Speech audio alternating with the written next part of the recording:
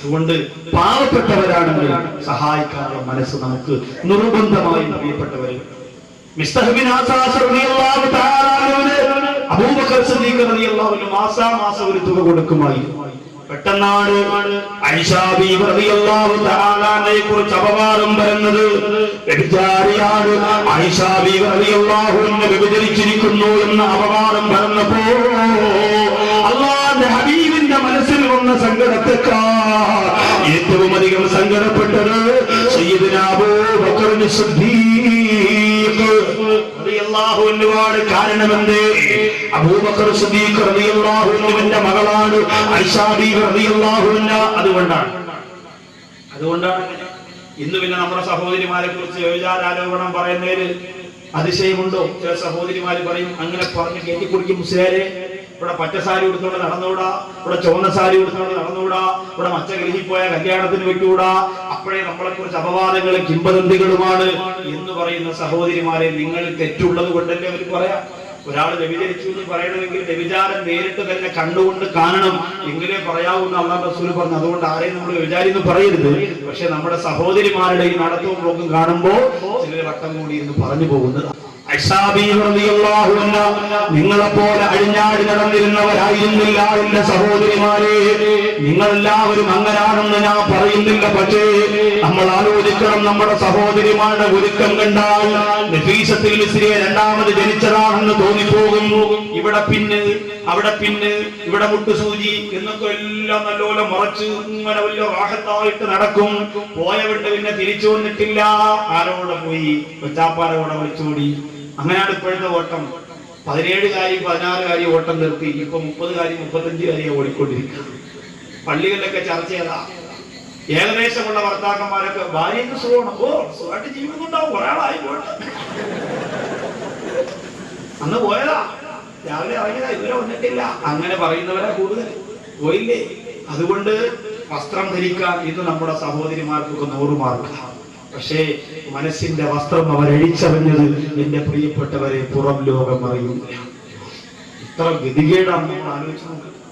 അതുകൊണ്ട് എന്റെ പ്രിയപ്പെട്ട സഹോദരിമാരെ കുറിച്ച് അങ്ങനെ പറയുന്നു എന്ന് പറഞ്ഞ് ആശങ്കപ്പെട്ട് അർത്ഥമില്ല. ആ ഒരു അവസ്ഥയിലേക്ക് നിങ്ങൾ എത്തരുത്. നിങ്ങൾ ഒരുപാട് ശ്രദ്ധിക്കണം, ഒരുപാട് ശ്രദ്ധിക്കണം. ഇന്ന് റിയാലിറ്റി ഷോകളുടെ കാലമാണ്. ഗർഭിണികളുടെ ഭരതനാട്യ മത്സരം വരെ ടി വിയിലുണ്ടായി. എന്തൊരു രംഗമാണ്! ഗർഭിണികളുടെ ഭരതനാട്യ മത്സരം. സഹോദരിമാരെയും 8 മാസം കഴിഞ്ഞൊരു ജഡ്ജസ് പറയും, ആ സംഗതി 9 മാസം കഴിയുമ്പോൾ വെളിയിൽ വരും. സംഗതി ഇപ്പൊ നീ മാർക്കറ്റിലൂടെ വരുത്താനുള്ളത്. ഗർഭവതികളുടെ Bharatanatyam 17 reality show, 20 reality show, കുഞ്ഞുമക്കൾക്ക് റിയാലിറ്റി ഷോ, പ്രായപൂർത്തിയായ ആകാത്തവർക്കും ആയവർക്കും, പ്രായം ചെന്ന തള്ളമാർക്കും തന്തമാർക്കും റിയാലിറ്റി ഷോ.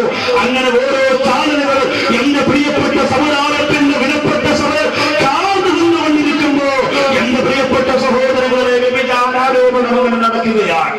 ബാംഗ്ലൂരിൽ പിടിക്കപ്പെട്ട സീരിയൽ നടി ഒരു രാത്രിക്ക് 25,000 രൂപ പ്രഖ്യാപനം നടത്തിയിട്ട് 10 രാത്രി അന്യപുരുഷന്മാർക്ക് വേണ്ടി കിടക്കറ പങ്കിട്ടുപോയി.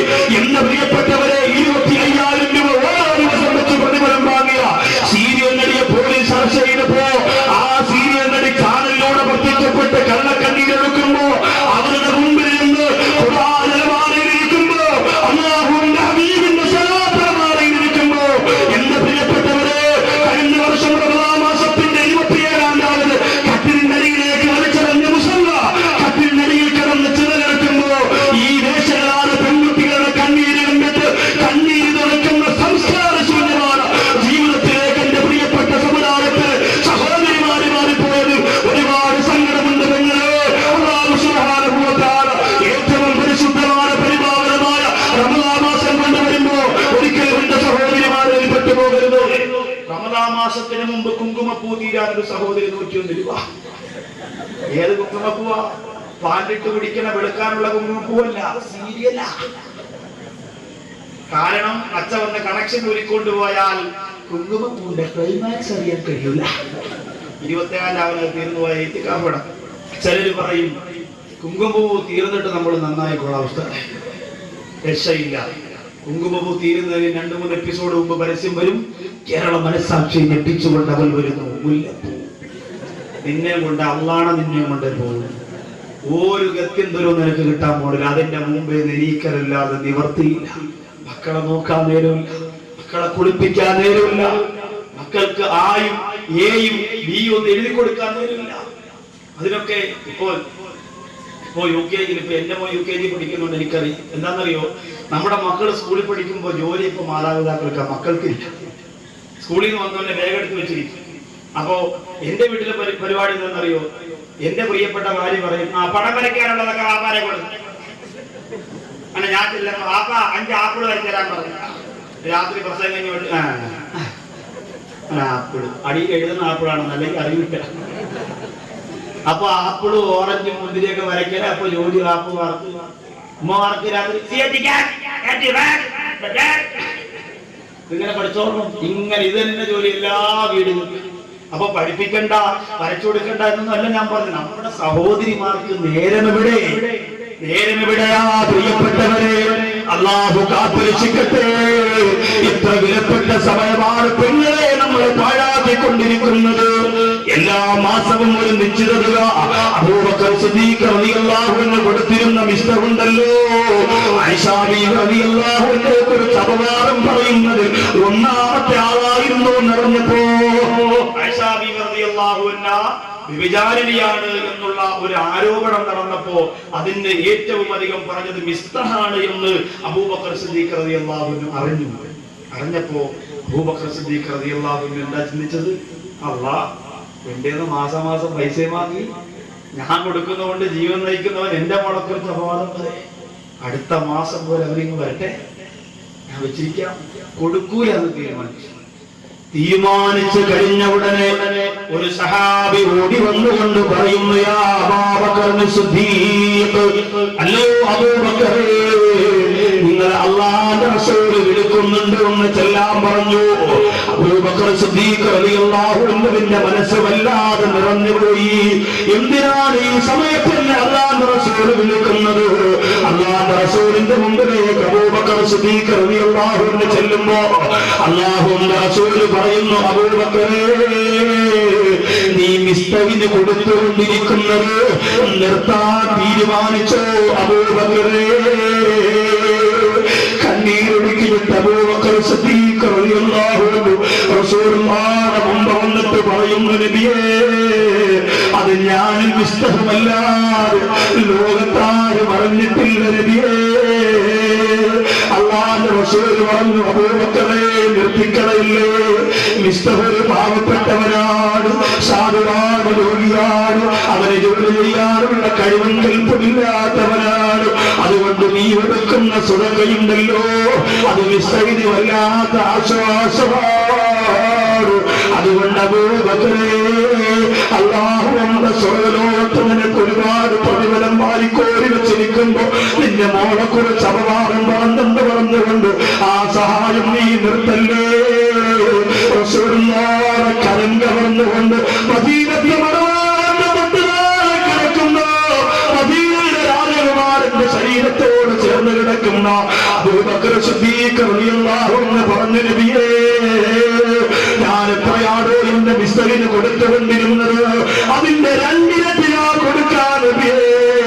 ഞാൻ പട്ടിണിയാണെങ്കിലും കൊടുക്കും നബിയേ എന്ന് പറഞ്ഞുകൊണ്ട് അല്ലാഹുവിന്റെ റസൂലിന്റെ മുമ്പിൽ നിന്നിറങ്ങിപ്പോയെങ്കിൽ നമ്മൾ തീരുമാനിക്കും, പ്രിയപ്പെട്ടവരെ, നമ്മളെ കൊണ്ട് കഴിയുന്ന സഹായങ്ങൾ, നമ്മളെ കൊണ്ട് സാധ്യമാകുന്ന സഹായങ്ങൾ പാവപ്പെട്ടവർക്ക് ചെയ്തു കൊടുക്കാറുള്ള മനസ്സ് നമുക്ക് വേണേ.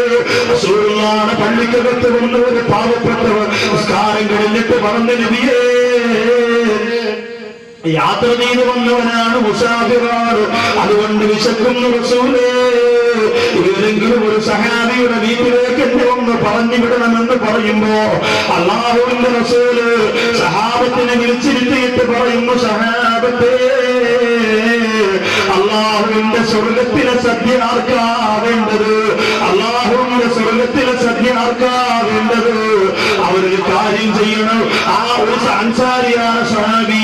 ബാക്കിയുള്ളവരെല്ലാം എഴുന്നേൽക്കുന്നതിന് മുമ്പ് സ്വർഗത്തിന്റെ റസൂലിന്റെ സദ്യ എന്ന് കേട്ടപ്പോ ചാടി എഴുന്നേറ്റ് പോയി.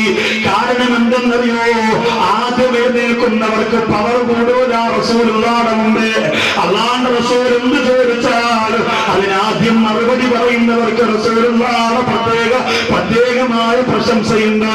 അതുകൊണ്ട് പാവപ്പെട്ടവൻ നിത്യവൃത്തിക്ക് വകയില്ലാത്തവൻ അല്ലാഹുവിന്റെ റസൂൽ ചോദിച്ചപ്പോ ചാടി എഴുന്നേൽക്കുകയാ. യാ റസൂലല്ലാഹ്, സ്വർഗീയ വിരുന്ന് എനിക്ക് വേണം നബിയേ. അല്ലാഹുവിന്റെ റസൂൽ പറഞ്ഞു, എന്നാ ഇവിടെ വന്നിരിക്കുന്ന ഒരു പാവപ്പെട്ട മനുഷ്യനുണ്ട്, അയാൾ വിശന്നിരിക്കുകയാ. സ്വർഗീയ വിരുന്ന് ആവശ്യമുള്ളവർ അയാളെ കൊണ്ടുപോയിട്ടെന്ന് രാത്രി സൽക്കരിക്കണമെന്ന് പറഞ്ഞപ്പോ അൻസാരിയായ സഹാബിയുടെ കണ്ണിൽ നിന്ന് കണ്ണീര് പൊടിഞ്ഞുപോയി. റസൂലുള്ള കാണാതിരിക്കാൻ ആ കണ്ണീര് തുടച്ചു. എന്നിട്ട് പറഞ്ഞു, നബിയേ, ഞാനൊന്ന് വീട് വരെ പോയി വരട്ടെ. അല്ലാഹുവിന്റെ റസൂലേ, ഞാനൊന്ന് വീട് വരെ പോയി വരട്ടെ, എന്റെ ഭാര്യയോടൊന്ന് ചോദിച്ചിട്ട് വരട്ടെ. ഭക്ഷണത്തിന്റെ കാര്യത്തിൽ ഉറപ്പില്ല നബിയേ. അല്ലാഹുവിന്റെ റസൂൽ പറഞ്ഞു, വേഗം പോയി വാ. ആദ്യം ആ സഹാബി എഴുന്നേറ്റത് കൊണ്ട് പിന്നെ ഒരാളും എഴുന്നേറ്റിട്ടില്ല. ആ സ്വഹാബി വീട്ടിലേക്ക് ചെന്നപ്പോ ഭാര്യ പറയുന്നു, എന്ത് പണിയാ നിങ്ങൾ കാണിച്ചത്? നമ്മൾ പോലും പട്ടിണിയാണെന്ന് അറിയാമല്ലോ, പിന്നെ എന്തിനാ നിങ്ങൾ എഴുന്നേറ്റതെന്ന് ചോദിച്ചപ്പോ ആ സഹാബി പറഞ്ഞു, പെണ്ണേ, സ്വർഗീയ വിരുന്ന് വേണോന്ന് റസൂലുള്ള ചോദിച്ചപ്പോ ആരാണ് വേണ്ടെന്ന് പറയുന്നത്? പെണ്ണേ, എന്തെങ്കിലും പരിഹാരം കാണണമെന്ന് പറഞ്ഞപ്പോ പ്രിയപ്പെട്ട ഭാര്യ പറഞ്ഞു, ഭർത്താവേ, 2 പത്തിരിയാണ് എന്റെ കൈവശമുള്ളത്.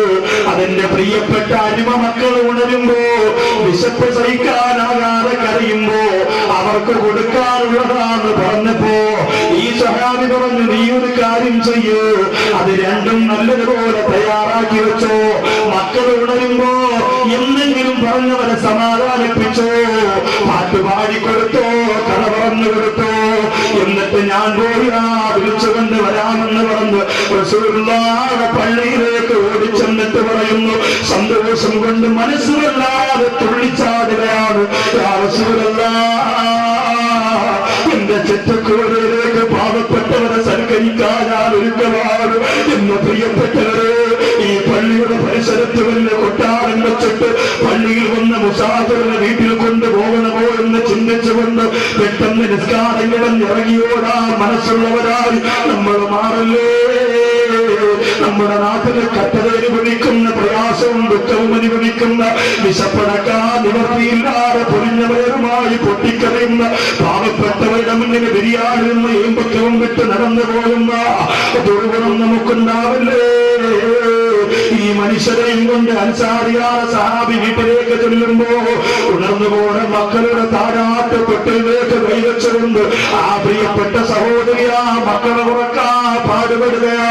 ഉണർന്നൂനെ ഉണർന്നീരല്ലേ ഉറങ്ങീടലേ കഥ പറയാ അഭിമാനേ അതിഥിയല്ലേ സുബർക്കത്തിന്റെ തെളിനീരല്ലേ. സീരിയൽ കാണാൻ വേണ്ടി ഉറക്കുന്നതല്ല, കല്യാണത്തിന് പോകാൻ വേണ്ടി ഉറക്കുന്നതല്ല, സ്വസ്ഥമായിട്ട് മക്കളെ കരച്ചിൽ നിർത്താൻ വേണ്ടി ഉറക്കുന്നതല്ല. ഒരു 2 ഭക്ഷണത്തിന് വേണ്ടി പൊട്ടിക്കറിയുന്ന മക്കൾക്ക് അടുത്ത് ഭക്ഷണം ഇരിക്കുമ്പോ അരിമ മക്കൾക്ക് കൊടുക്കാതെ പള്ളിയിൽ വരുന്ന ഫക്കീറിന് കൊടുക്കാൻ വേണ്ടി മനസ്സിലാടുക്കുന്ന ഉമ്മ കഥ പറഞ്ഞുകൊണ്ട് പ്രിയപ്പെട്ട അടിമ മക്കളെ വെക്കുമ്പോ എന്റെ പ്രിയപ്പെട്ടവരെ അവർ 2 പേരും വന്നിരുന്നു. അതിന് ഒരേ നിർബന്ധമാ, നിങ്ങൾ കൂടി ഇരുന്നില്ലെങ്കിൽ എനിക്ക് ഭക്ഷണം വേണ്ട, നിങ്ങൾ കൂടി ഇരുന്ന് കഴിച്ചില്ലെങ്കിൽ എനിക്ക് ഭക്ഷണം വേണ്ട. അയാൾ ഉടനെ അകത്തേക്ക് പോയി പ്രിയപ്പെട്ട ഭാര്യയോട് പറഞ്ഞു, പെണ്ണേ, ആകെ പ്രശ്നമായല്ലോ, 2 പത്തിരിയാണുള്ളത്, അതിൽ നിന്ന് ഒന്നിന്റെ പാത്രത്തിൽ വെച്ച് ഞാനെങ്ങനെ കഴിക്കും പെണ്ണേ? എന്നെ കൂടി ഇരുത്താറയാള് കഴിക്കൂലാന്ന് പറഞ്ഞിരിക്കുകയാ. ഉടനെ പ്രിയപ്പെട്ട ഭാര്യ പറഞ്ഞു കൊടുക്കുന്ന കണ്ടോ, സ്വർഗം കുതിച്ചുപോയ ഭാര്യയാണ്, സ്വർഗം ആഗ്രഹിച്ചുപോയ ഭാര്യയാണ്, കുടുംബസമേതമല്ലാന്റെ സ്വർഗം കൊതിയോടെ കാത്തിരിക്കുന്ന പ്രിയപ്പെട്ടവരാണ്. ഇവരെയാണ് നമ്മൾ മാതൃകയാക്കേണ്ടത്. നിങ്ങള് ഇവരെയാണ് നമ്മൾ മനസ്സിലാക്കേണ്ടത്. നിങ്ങള് ആ പ്രിയപ്പെട്ട സഹോദരി പറയുന്നു, നിങ്ങളൊരു കാര്യം ചെയ്യ്, ആകെ നമുക്ക് അയാളുടെ മുന്നിൽ തെളിച്ചു വെക്കാനുള്ള വെളിച്ചമുണ്ടല്ലോ, ആ വെളിച്ചമൊന്ന് കെടുത്തി കളഞ്ഞോ. എന്നിട്ട് രണ്ടും വെച്ചിട്ട്, രണ്ട് പാത്രം മുമ്പിൽ വെച്ചിട്ട്, ഭക്ഷണമുള്ളത് ഫക്കീറിന്റെ മുമ്പിൽ വെക്കുക, ഭക്ഷണമില്ലാത്തത് നിങ്ങളുടെ മുമ്പിൽ വെക്കുക. എന്നിട്ട് ഇരുട്ടായത് കൊണ്ട് നിങ്ങൾ കഴിക്കുന്നതിൽ ഭക്ഷണമില്ലാന്ന് ഫക്കീർ അറിയില്ലല്ലോ. ഇത് പറയുമ്പോ ആ പ്രിയപ്പെട്ട ഭർത്താവ് തന്റെ ഭാര്യയെ മാറിപ്പിടർന്നുകൊണ്ട് പറഞ്ഞു, തന്നെ ഇതിനു വേണ്ടി അള്ളാഹു എനിക്ക് എന്തെങ്കിലും പ്രതിഫലം തന്നാ അതാദവിന്റെ പ്രിയപ്പെട്ടവരെ നിനക്ക് ഞാൻ പരിമന്ന് പറഞ്ഞുകൊണ്ട് ഫക്കീറിന്റെ മുമ്പിലേക്ക് പോയി ഭക്ഷണമില്ലാത്ത പാത്രം കൊണ്ടുവച്ച് കഴിക്കുന്ന പോലെ ആംഗ്യം കാണിച്ചുകൊണ്ടിരിക്കുകയാ. എന്തോ ഒരു രംഗമാ, എന്തോ ഒരവസ്ഥയാ. അയാൾ അന്നത്തെ ദിവസം ഭക്ഷണം കഴിഞ്ഞ് താമസം കഴിഞ്ഞ് സുബഹിക്ക് പള്ളിയിലെത്തി. സുബഹി നിസ്കാരം കഴിഞ്ഞപ്പോ ഒരു സഹാബി വന്ന് പറയുകയാണ്, ഈ അൻസാരിയാണ് സഹാബിയോട്, ഇന്നലെ ആരാണ് അതിഥിയെ കൊണ്ടുപോയത്, അവനെ റസൂലുള്ളാഹി വിളിക്കുകയാ. ഇത് പറഞ്ഞപ്പോ സുബഹി നിസ്കാരം കഴിഞ്ഞ് പള്ളിയിലിരിക്കുന്ന അൻസാരിയാണ് സഹാബിയുടെ കൈകാലുകൾ വിറയ്ക്കാൻ റസൂലുള്ളാഹി വഴക്ക് പറയാ, വിളിക്കുന്നതാണോ, അതിഥിയെ വഞ്ചിച്ചു എന്ന് കുറ്റം ചുമത്താനാണോ, അതിലേക്ക് വയറ് നിറച്ച് ഭക്ഷണം കൊടുക്കാത്തതുകൊണ്ട് കുറ്റപ്പെടുത്താനാണോ? ഹൃദയവേദനയോട് റസൂലുള്ളാഹിയുടെ മുമ്പിലേക്ക് ചെല്ലുമ്പോ അല്ലാഹുവിന്റെ റസൂൽ പറഞ്ഞതെന്തെന്നറിയോ? ഇന്നലെ നീയാ അതിനെ സ്വീകരിച്ചത്, ഇന്നലെ നീയാ ഫക്കീറായ മനുഷ്യനെ സൽക്കരിച്ചത് അല്ലാഹുവിനെ ഇഷ്ടപ്പെട്ടിരിക്കുന്നു. അതുകൊണ്ട് കുടുംബസമേതം സ്വർഗത്തിന്റെ വിരുന്നൂട്ടാ, അല്ലാഹു നിന്നെ വിരുന്നൂട്ടാൻ ഒരുങ്ങിയിരിക്കുകയാണെന്ന് പറഞ്ഞപ്പോ സന്തോഷം കൊണ്ട് നിൽക്കാനാകാതെ റസൂലുള്ളാഹിയുടെ മുമ്പിൽ ഇറങ്ങി ഓടുകയാ. തന്റെ ചെറ്റക്കുരയുടെ അകത്തേക്ക് പോയി അരുമ മക്കളെ വാരിയെടുത്ത് ചുംബിച്ചിട്ട് പറയുന്നു, മക്കള് നിങ്ങൾ പട്ടിണി കിടന്നെങ്കിലെന്താ, നിങ്ങൾ ഒരു രാത്രി വിശപ്പടക്കാൻ കഴിയാതെ പൊട്ടിക്കരഞ്ഞെങ്കിലെന്താ, ഈ പ്രിയപ്പെട്ട എനിക്കും അല്ലാഹുവിന്റെ ഹബീബിന്റെ വാക്ക് കേട്ടുകൊണ്ട് സ്വർഗത്തിലെത്താനുള്ള ആശ പോയിട്ട് നിങ്ങളുടെ ഉമ്മാക്ക് നിങ്ങൾക്കും കുടുംബസമേതം അല്ലാഹുവിന്റെ സ്വർഗത്തില് ഭക്ഷണമുണ്ടല്ലോ എന്ന് പറഞ്ഞുകൊണ്ട് ആ പ്രിയപ്പെട്ട സഹാബി സന്തോഷിച്ചു പോയെങ്കില്, എന്റെ പ്രിയമുള്ളവരെ, അല്ലാഹുവിന്റെ പള്ളിയിൽ പഠിക്കുന്നവരാകട്ടെ, അല്ലാഹുവിന്റെ പള്ളിക്ക് വേണ്ടി സേവനം ചെയ്യുന്നവരാകട്ടെ, ആ പള്ളികളിൽ കടന്നുകൊണ്ടിരിക്കുന്ന ഫക്കീറന്മാരാകട്ടെ, റമദാൻ മാസമാകുമ്പോ നമുക്ക് കാണാമല്ലോ. അതുകൊണ്ട് സഹായിക്കാൻ പറ്റുന്നതൊക്കെ ചെയ്യുക. വല്ലാഹു ഫീ ഔനിൽ അബ്ദി മാ കാനൽ അബ്ദു ഫീ ഔനി അഖീഹി. ഒരു അടിമയെ അല്ലാഹു സഹായിക്കുന്നത് ആ അടിമ മറ്റൊരാളെ സഹായിക്കുമ്പോഴാണ്.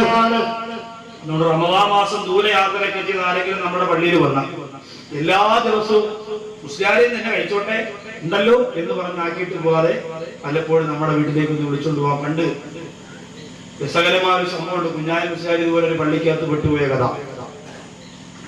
അപ്പൊ എല്ലാവരും നിസ്കാരം കഴിഞ്ഞ് പെട്ടെന്ന് പോവാ, ഫക്കീർ ഉള്ളതുകൊണ്ട്. ഞാൻ മുസ്ലിം നാട്ടുകാരുടെ ഗുണം മൊത്തം മനസ്സിലായി. നേരെ ഉസ്താദിന്റെ അടുത്ത് വന്നു, ഉസ്താദേ അങ്ങനെ നമ്മുടെ കാര്യം വല്ലതും ഉണ്ടോ, ഭക്ഷണം കഴിക്കാൻ യാത്ര ചെയ്ത് വന്നതാ. അത് പറഞ്ഞു, ഇന്നിപ്പോ ഇവിടെ അടുത്തൊരു കടയിൽ നിന്നാണ് ഭക്ഷണം. ഇപ്പൊ എല്ലാ ഉസ്താദന്മാർക്കും കടയിൽ നിന്നാണ് ഭക്ഷണം. ഇന്നിവിടെ ഉസ്താദ് ഭക്ഷണം, ഇന്ന് സംസം ഹോട്ടലിൽ, നാളെ മുബാറക് ഹോട്ടലിൽ. ഓക്കെ. പണ്ടങ്ങനല്ലേ ഇബ്രാഹിം ഹാജിയുടെ വീട്ടിൽ നിന്നും മമ്മക്കണ്ണ ഹാജിയുടെ വീട്ടിൽ നിന്നൊക്കെ ആയിരുന്നു, അങ്ങനെയാണ് പറയുന്നത്. ഇന്നിപ്പോ ഹോട്ടലിൽ നിന്നാണ് ഭക്ഷണം. അപ്പോ ഇന്ന് ആകെ ഒരു 30 രൂപ ഉള്ളൂ. അതിന് ഞാനും വലിയ സാഹിബ് നമ്മൾ 2-3 പേരുണ്ട് ഭക്ഷണം കഴിക്കാൻ. ഇവിടെ വീട്ടിൽ നിന്നുണ്ടോ? വീട്ടിൽ നിന്നാണ്. അൽഹംദുലില്ലാഹ്. വീടുകളിൽ നിന്ന് ഭക്ഷണമുള്ള പള്ളികളിൽ നിന്ന് കുറവാണ്. എല്ലാ സ്ഥലത്തും ക്യാൻറ്റീനും 2 മുരിങ്ങയ്ക്ക തോരനും ഒരു മരിച്ചീനി വെച്ചുള്ള കപ്പ അല്ലേ, കപ്പ തന്നെ പറയാം. പറഞ്ഞു തന്നെ വളർത്തുന്നു. അവസാനം ഞാൻ പെട്ടുപോകും. കാസർഗോഡ് ജില്ലയിൽ പ്രത്യേകിച്ച് ചേർക്കള അബ്ദുള്ളാഹ് നടന്ന പ്രസംഗത്തിന് പോയി. പ്രസംഗത്തിന് പോയപ്പോ ഹോട്ടലിൽ ഭക്ഷണം കഴിക്കാൻ കയറിയപ്പോ അവർ പറഞ്ഞതാ, എന്തൊക്കെ ഉണ്ടെന്ന് വെച്ചാൽ കൊഴുവുണ്ടെന്ന്. ഞാൻ പറഞ്ഞ് കേട്ടിട്ടില്ലാത്തൊരു പേരാ. അപ്പോൾ അങ്ങനെയാണ് ഈ കൊഴുവ ഫ്രൈവറ്റ് കൊണ്ടുവെച്ച് എന്താണെന്നറിയുന്നു. എന്റെ ജീവിതത്തിൽ ഞാൻ കഴിച്ചിട്ടില്ലാത്തൊരു മീനാണ്. നെത്തോലി എവിടെ നാട്ടില് ഞാനിതൊന്നും എന്റെ ചിരിയാണെങ്കിൽ കേരള ആടുകൂലിയാണ് സംഭവം പ്രശ്നമാണ്. ഞാൻ എന്റെ വീട്ടിൽ നിന്ന് ഭാര്യയോട് പറഞ്ഞപ്പോ ഭാര്യ പറയാം, നിങ്ങൾക്ക് ഇങ്ങനെ തന്നെ പണി വേണം, ആൾക്കാർക്ക് പണി കൊടുക്കണം, നിങ്ങൾക്ക് അള്ളാഹു ഇങ്ങനെ പണിയുന്നുണ്ട്. ഭാര്യയ്ക്ക് ഇങ്ങനെ ദേഷ്യമായി. എവിടെയെങ്കിലും പ്രസംഗത്തിന് പോയി അവിടെ കഴിച്ച ഭക്ഷണത്തെ കുറിച്ച് വീട്ടിൽ വന്ന് പറഞ്ഞ ഭയങ്കര ദേഷ്യമാണ്. കാരണം നമ്മളുണ്ടാക്കണേ. അതുകൊണ്ട് നമ്മള് ചില ഭർത്താക്കന്മാരുണ്ട്, ഹോട്ടലിൽ പോയി വിശാലമായി ഭക്ഷണം കഴിച്ച് ഭാര്യ ഇങ്ങനെ കാത്തിരിക്കും, ഇക്ക വന്നിട്ട് കഴിക്കാൻ. ഉടനെ ഇക്ക ഇങ്ങനെ കയറി വരും, പലത് ഭക്ഷണം നിങ്ങൾക്ക് വേണ്ടെങ്കിൽ ഭാര്യ എല്ലാം എടുത്ത് ഫ്രിഡ്ജിനകത്ത് ഫ്രിഡ്ജ് ഉണ്ടല്ലോ, എത്ര ദിവസമാണ് ഒന്നിനും ചൂടാക്കാൻ കഴിക്കുക. അങ്ങനെ അവിടെ ഇപ്പാപ്പാരെ വരെ ഫ്രിഡ്ജിനകത്ത് വെച്ച് കല്യാണത്തിന് മക്കളുണ്ട്. തിരിച്ചു വരുമ്പോൾ ഇതിന്റെ അറസിന് കണ്ടുകൊണ്ടിട്ടിരുന്ന റെഡിയാവും. ആ രീതിയിലൊക്കെ ഇപ്പൊ നമ്മളെന്താ കണ്ടത്? സുബ്ഹാനല്ലാഹ്, വരാൻ പോണല്ലേ ഉള്ളൂ. വരുന്ന ദിവസങ്ങൾ അതൊക്കെ കാണാം. അള്ളാഹു കാക്കട്ടെ നമ്മുടെ നാടിലേക്ക്. അപ്പൊ ഇതുപോലെ എല്ലായിടത്തും ഇങ്ങനെ അകത്ത് വെച്ചിട്ട് അപ്പൊ ഭാര്യ പറയും കഴിക്കില്ല. ഭർത്താവ് ഇന്ന് കഴിച്ചു പോയ ഷവർമ എന്നൊക്കെ പറയുമ്പോൾ ചിലപ്പോൾ അവരെ റളിയല്ലാഹു പറയാം, സഹാബത്തിന്റെ പേരൊന്നുമില്ല, ഭക്ഷണത്തിന്റെ പേരാ. അപ്പൊ ഇതൊക്കെ ഇങ്ങനെ കഴിച്ച് വല്ല കുത്തി ഇങ്ങനെ കിടക്കുമ്പോൾ ഭാര്യ വിശന്ന വയറുപാട്ടി ഇങ്ങനെ അടുത്ത് കിടക്കാം. എന്തൊരു കുടുംബജീവിതത്തിന്റെ സ്നേഹവും ആലോചിച്ച് നോക്കിയാൽ ഇത്രയേ ഉള്ളൂ. ഭർത്താക്കന്മാരെ കഴിക്കുമ്പോഴേ ജസ്റ്റ് ഒന്ന് വിളിക്കുന്നു വെച്ചാലോ, ഞാനിവിടെ ചായ കുടിച്ചുകൊണ്ടിരിക്കാം, നീ ചായ കുടിച്ചായിരുന്നു? ഭാര്യ എന്ത് പറ്റി ഇങ്ങനെ വിളിയല്ലോ. ഇന്ന് നിങ്ങൾ രാത്രി അങ്ങോട്ട് പ്രസവം കഴിഞ്ഞ് പോകുമ്പോൾ തക്കയുടെ കയറി 2 ദോശ ഓംപ്ലേറ്റ് കഴിച്ചിട്ട് പോയാൽ വിശക്കല്ല. അയാൾ വയറൊക്കെ തിന്നിട്ടാ വിളിച്ചു പറഞ്ഞു, നമ്മൾ ഉറങ്ങി.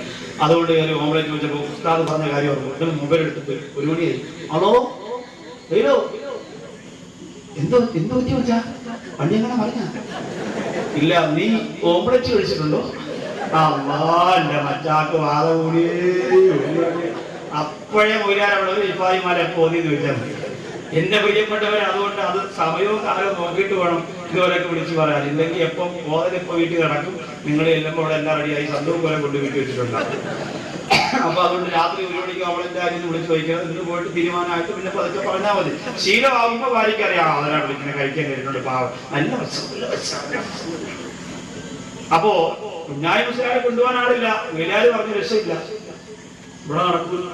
അപ്പൊ മൊയിലാർ പറഞ്ഞു, ഒരാള് സുന്നത്ത് നിസ്കരിച്ചുകൊണ്ട് നിൽക്കുന്നുണ്ട്, അയാൾ വലിയ മഹാനാണ്, അദ്ദേഹം എന്നും ലാസ്റ്റ് പോടും, ആര് കൂടെ ഉണ്ടെങ്കിലും അയാൾ വീട്ടിലേക്ക് കൊണ്ടുപോയ സുഭിക്ഷമ, ഒരു പരാതി ഇവരോട് വന്നിട്ടില്ല. ഉടനെ സമ്മതിച്ചു. അപ്പൊ സാധാരണ ഇയാൾ ഉസ്താദിന്റെ പ്രീതിക്ക് വേണ്ടി മാത്രം, അങ്ങനെ ആരെയും കൊണ്ട് അങ്ങനെ ആത്മാർത്ഥം എന്നുള്ളതല്ല. ഉസ്താദ് ഇങ്ങനെ പേരിൽ ഇങ്ങനെ നല്ല റാഹത്താക്കാൻ വേണ്ടി മാത്രം പ്രസംഗിക്കുമ്പോൾ ഉസ്താദ് ഒരു 10 പ്രാവശ്യം പേരൊക്കെ പറഞ്ഞു വലിയ മഹാനോ കൊണ്ടുപോയി ഭക്ഷണം കൊടുക്കുന്നയാളാന്നൊക്കെ അറിയുന്നു. പക്ഷെ സംഭവം ഇയാൾ ചെയ്തു വെച്ചിരുന്ന പരിപാടി എന്താണെന്നറിയോ? വീട്ടിൽ ചെല്ലുമ്പോ നേരത്തെ ഭാര്യയോട് പറഞ്ഞിട്ടുണ്ട്, പള്ളിയിൽ നിന്ന് ആരെങ്കിലും എന്റെ കൂടെ വരുന്നത് നീ ജനലിലൂടെ കണ്ട, വീടെത്തുന്നതിന് മുമ്പ് ഞാൻ ഇങ്ങനെ ചുമയ്ക്കും, അപ്പൊ നോക്കിക്കോളൂ. ആളുണ്ടെങ്കിൽ അപ്പോഴേ അരി എടുത്ത് മുറത്തിലിട്ട് ഇങ്ങനെ പാറ്റം. അപ്പൊ അരി അടുപ്പത്തിടാൻ പോണേ ഉള്ളൂ, അരി കഴുകി ഇടാൻ പോണേ ഉള്ളൂ. അതുകൊണ്ട് നീ ഇപ്പൊ ഇരുന്ന ഒരുപാട് സമയം കഴിഞ്ഞു. ഇവിടെ അല്ലെങ്കിലും അങ്ങനെ. അതുകൊണ്ട് നിങ്ങൾ ഉച്ചവെന്ന് പറഞ്ഞ് ഈ അതിഥിയെ തിരിച്ചു വിടലാണ് പതിവ്. അങ്ങനെ കുഞ്ഞായ മുസ്ലിയാരെയും കൊണ്ട് ഇയാളെങ്ങനെ വന്നു. വീടെത്താറായി. ഇപ്പൊ ഭാര്യ മനസ്സിലായി, ഓ ഇന്ന് ഏതാ പഹനെ വിളിച്ചെടുത്തോണ്ട് വരാം, ജോലി നോക്കുമ്പോ ഒരാൾ വരാം. ഉടനെ അരി എടുത്ത് മുറത്തിലിട്ടു. മൊറോക്കും ഉണ്ടോ? കടിട്ടുണ്ടോക്കളെ മുറം അറിയോ? പട്ടി ഒന്നൊന്നുമില്ല, മുറം നോക്കാം എന്നൊന്നും അറിയത്തില്ല. അങ്ങനെ ഒരു സാധനം ഉണ്ട്, പണ്ട് അരിയൊക്കെ പാറ്റുന്നു കേട്ടോ. അങ്ങനെ ആ മുറത്തിൽ അരിയിട്ട് ഇങ്ങനെ പാറ്റാണ്. അപ്പോ ഇയാള് പറയാം, അല്ലെങ്കിലും ഈ എണ്ണ കെട്ടോളൂ, മുതയെ പിടിച്ചോളൂ, പാതിരാക്കണം, ചോറൊക്കൊന്നും പറഞ്ഞോളൂ, വേറെ കൂടി ചൂടായപ്പോ കുഞ്ഞാംശ നിങ്ങൾ എനിക്ക് വേണ്ടി അടികൊണ്ട് എന്ന് പറഞ്ഞ് സാധാരണ എല്ലാവരും പോകല. നിങ്ങൾ എനിക്ക് വേണ്ടി അടികൊണ്ടില്ല, സമാധാനമായി പതുക്കെ ചോറ് വെച്ചാൽ മതി, ഞാൻ ഇവിടെ എന്തെങ്കിലും പുസ്തകം വായിക്കുന്നത്, ഒരുമിച്ച് കഴിച്ച് റാഹത്തായി നമുക്കൊന്ന് പോകാം. മറ്റേ അപ്പൊ 2ാമത്തെ അടവുണ്ട്. പോയില്ലെങ്കിൽ അടുത്ത അടവുണ്ട്. എന്താണെന്നറിയോ? ഈ അരി മാറ്റിക്കൊണ്ടിരിക്കുന്ന ഭാര്യയുടെ കർണക്കുറ്റിക്ക് ഭർത്താവ് ഒരൊറ്റ അടിയും കൊണ്ട് ഇവിടെ അരിയും മുറവും എല്ലാം അവിടെ തറക്കും. 2 പേരുടെ അടി കൂടുമ്പോൾ കുറഞ്ഞു കുട്ടി ഇയാൾ പോകും. അതാണ് 2ാമത്തെ അടവ്. അങ്ങനെ അടി തുടങ്ങി. ഭാര്യ ഭർത്താവ് അടിച്ചു, അരി മുറവും തറ വീണു. ഉടനെ കുഞ്ഞായ നിങ്ങൾ ഇത്രയും കാലം നല്ലൊരു ജീവിച്ച് എനിക്ക് വേണ്ടി അടി കൊണ്ട് ഞാൻ നിങ്ങൾ പോയേക്കാം, ഇയാളങ്ങ് പോയപ്പോ ഭർത്താവ് ഭാര്യയോട് രണ്ടുപേരും കാര്യം പറയട്ടെ. ഉടനെ ഭർത്താവ് പറഞ്ഞു, നോവാതെ അടിച്ചത് നീ എറിഞ്ഞോ? ഉടനെ ഭാര്യ പറഞ്ഞു, അരി വീഴാതെ പീഡിച്ചത് നിങ്ങൾ കണ്ടോ? ഉടനെ കുഞ്ഞാമിശേൽ അപ്പുറത്തുനിന്ന് പാടി, പോകാതെ നിന്നത് നിങ്ങൾ കണ്ടോ? കുഞ്ഞാമിശേലാട്ടം കളി കണ്ട പോവില്ല. അപ്പുറത്ത് മാറി മൂത്രം വെച്ചിട്ട് കറങ്ങി ഒന്ന് വേവിക്കാൻ പറഞ്ഞു. അപ്പൊ ഇതുപോലെ പണി ചിലപ്പോ വീണതാ. നമ്മൾ ഇച്ചിരി മനസ്സ് കാണിക്കണം. നമ്മുടെ നാട്ടിലോ അല്ലെങ്കിൽ നമ്മുടെ വീട്ടിലുള്ള പാവപ്പെട്ടവരവിടെ ഒന്ന് വിളിച്ചുകൊണ്ട് പോയി ഭക്ഷണം കൊടുക്കാൻ, എന്തെങ്കിലും സഹായം